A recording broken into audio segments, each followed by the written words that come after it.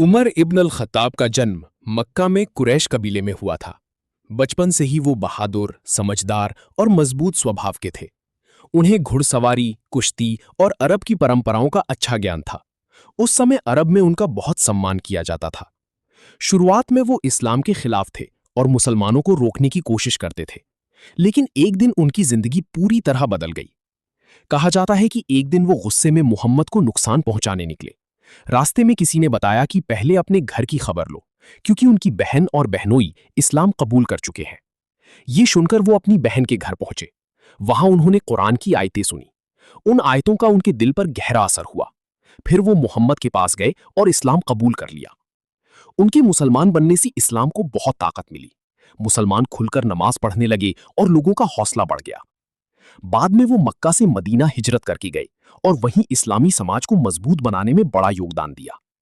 खलीफा बनने के बाद उन्होंने कई देशों और इलाकों का प्रशासन संभाला। उनके दौर में इजिप्ट, सीरिया, इराक और पर्शिया के बड़े हिस्से इस्लामी शासन में आए।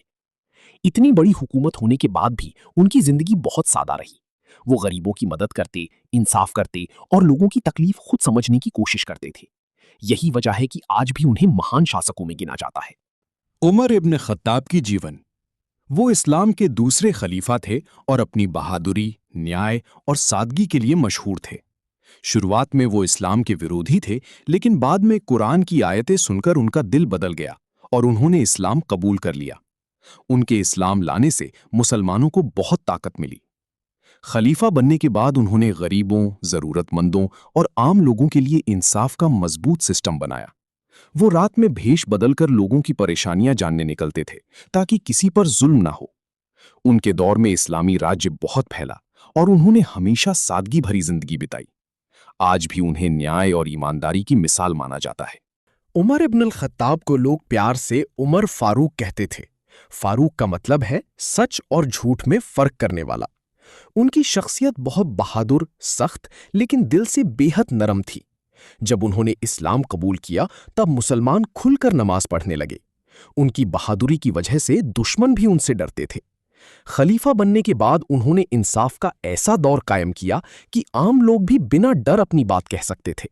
अगर कोई गरीब या कमजोर इंसान परेशान होता तो वो खुद उसकी मदद के लिए पहुंच जाते थे।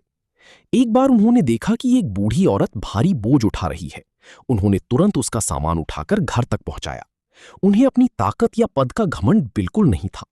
वो कहते थे, अगर फरात नदी के किनारे एक कुत्ता भी भूखा मर गया तो उसका जवाब उमर से लिया जाएगा। ये बात दिखाती है कि उन्हें अपनी जिम्मेदारी का कितना एहसास था। उनकी जिंदगी हमें इंसाफ, ईमानदारी, मेहनत और गरीबों की मदद करने की सीख देती है।